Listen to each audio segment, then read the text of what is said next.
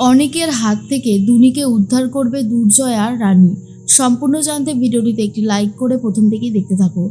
গল্পের শুরুতেই দেখা যায় রানী তো কলেজে চলে এসেছিল পরীক্ষা দিতে, কিন্তু কোনো স্টুডেন্টই রানীর সাথে এক ঘরে বসে পরীক্ষা দিতে চায় না।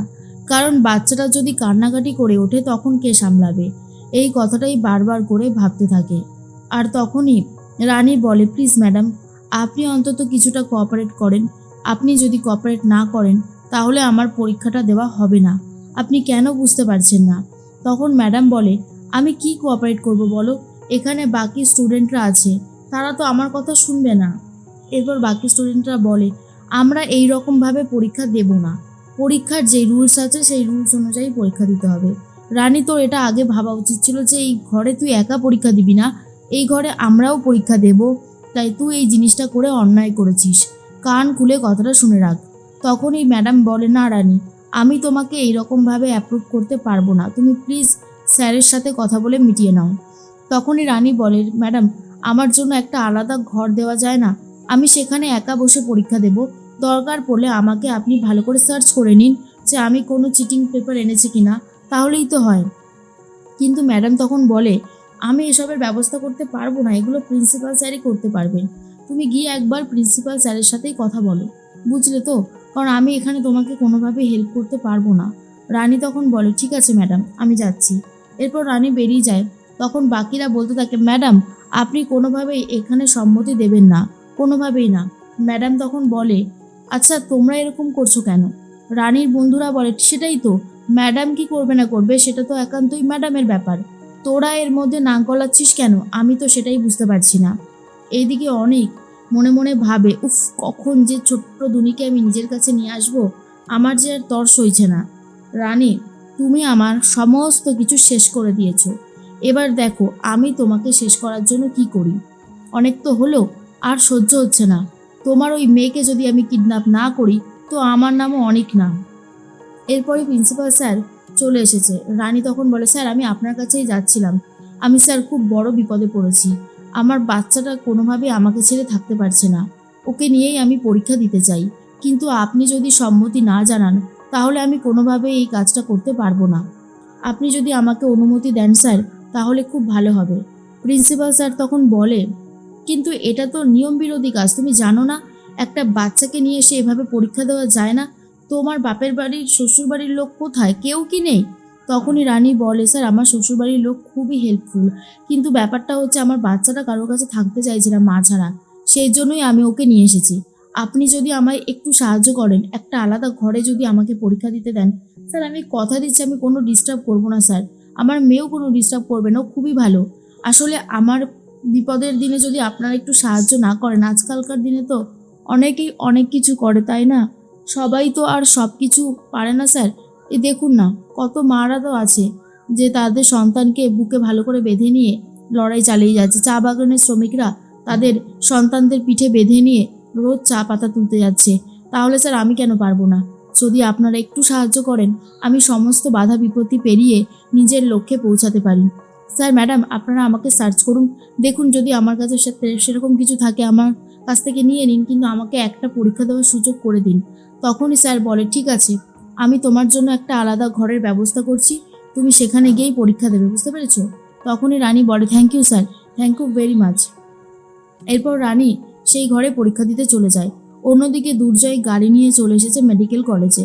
গাড়ি থামিয়ে যখনই ভেতরে আসতে যাবে সিকিউরিটি বাধা দেয় আর বলে, কোথায় যাচ্ছেন আপনি? এখান থেকে কোথাও যেতে পারবেন না। তখনই দুর্জয় বলে, আমি হলাম দুর্জয়, বলছি আমার আমার স্ত্রী রানী। রানী এখানে পরীক্ষা দিচ্ছে, একটা বাচ্চাকে নিয়ে এসেছে পরীক্ষা দিতে। দয়া করে আমাকে একটু ওর কাছে যেতে দিন, আমি বাচ্চাটাকে নিয়ে আসবো। তখন সিকিউরিটি বলে, উনি একা ঘরে বসে পরীক্ষা দিচ্ছেন, কোনোভাবেই ওনার কাছে যাওয়া যাবে না, নির্দেশ নেই, আপনি পারবেন না, আপনি যান, গিয়ে বাইরে অপেক্ষা করুন, পরীক্ষা দেওয়া শেষ হবে তারপরে আসবেন, এখন আসবেন না। দুর্জয় তখন বলে, প্লিজ আপনি আমার আমার অবস্থাটা বোঝার চেষ্টা করুন। কিন্তু সিকিউরিটি তখন বলে, বললাম তো না, আপনি কথাটা কানে নিচ্ছেন না কেন? এরপর দুর্জয় বাইরে গিয়ে অপেক্ষা করে। অন্যদিকে তখন অনেক ভাবে, আমি ভেতরে ঢুকবো কী করে? উফ, আমিও তো ভেতরে ঢুকতে পারবো না। এক কাজ করি, এখানে অপেক্ষা করি, সিকিউরিটি গার্ড নিশ্চয়ই একবার না একবার এদিক ওদিক হবেই, তখনই একটা চাল চালতে হবে। এর মধ্যেই দুর্জয়কে ফোন করেছে দেবু আর রিতম। আর রিতম তখন বলে, হ্যাঁ রে ভাই, কোনো খবর আছে?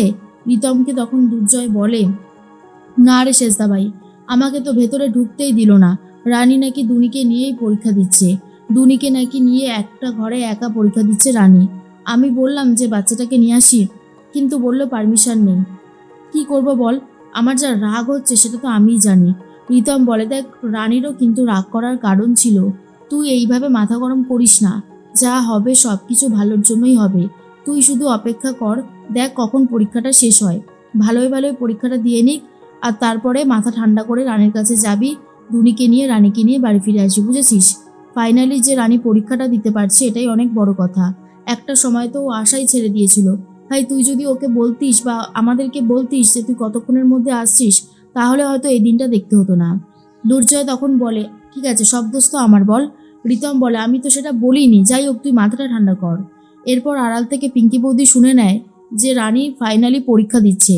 আর এটা শোনার পরেই পিঙ্কি বৌদি আরোই রেগে যায় আর বলে, রানী, এত কিছু কাণ্ড করলাম, শেষ পর্যন্ত তোমার পরীক্ষা দেওয়াটা আটকাতেই পারলাম না। তুমি তাহলে পরীক্ষাটা দিচ্ছই। তোমাকে আমি ছাড়বো না রানী। দাঁড়াও, একটা সুযোগ পাই, তারপর দেখো তোমার কি অবস্থা করি। এরপর রানী তো পরীক্ষা দিয়েই যাচ্ছে।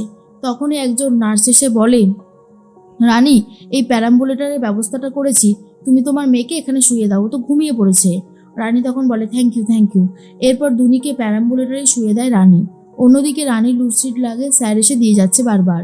এর মধ্যে স্যারও হালকা করে ঝিমিয়ে পড়েছে, আর ওদিকে রানীও মন দিয়ে লিখে যাচ্ছে। দুনির দিকে আর কারো খেয়ালই নেই।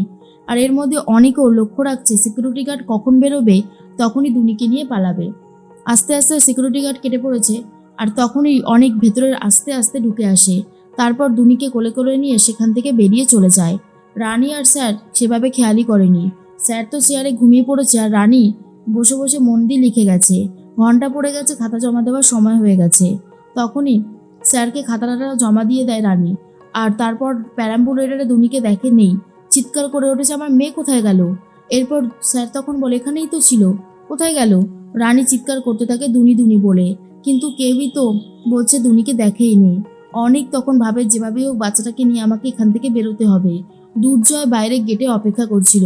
রানীর গলার চিৎকার শুনতে পেরে তাড়াতাড়ি করে চলে আসে। এরপর সবাইকে রানী জিজ্ঞেস করে যে আমার মেয়েকে দেখেছিস? কিন্তু সবাই বলে, না তো, আমরা তো পরীক্ষা দিচ্ছিলাম, আমরা কি করে দেখব? রানী বলে, তাহলে আমার মেয়েটার কি হলো? আমি তো কিছুই বুঝতে পারছি না যে আমার মেয়েটা কোথায় গেল। দুর্জয় চলে এসেছে আর বলে, কি হয়েছে রানী? দুনি কোথায়? রানী তখন বলে, দুর্জয়, আমি দুনিকে কোথাও খুঁজে পাচ্ছি না। আমি আমি দুনিকে হারিয়ে ফেলেছি দুর্জয়। দুর্জয় তখন বুঝতে পারে এটা অনেক ছাড়া আর কেউ করতেই পারে না। অনেকদা যদি আমার মেয়ের কোনো ক্ষতি করে তাহলে আমি অনেকদাকে কোনোভাবেই ছাড়বো না।